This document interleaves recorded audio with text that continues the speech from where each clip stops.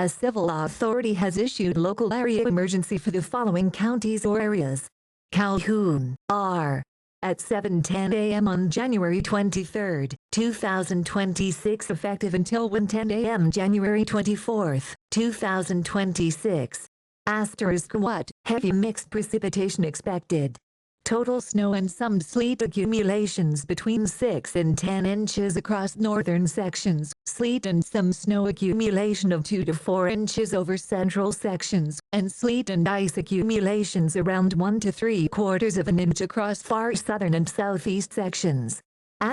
Where portions of central, eastern, north central, southeast, southwest, and western Arkansas when, from noon today to 6 p.m. CST Sunday impacts, roads, and especially bridges and overpasses, will likely become slick and hazardous. Expect power outages and tree damage due to the ice. Travel could be impossible. The hazardous conditions could impact the Friday evening commute.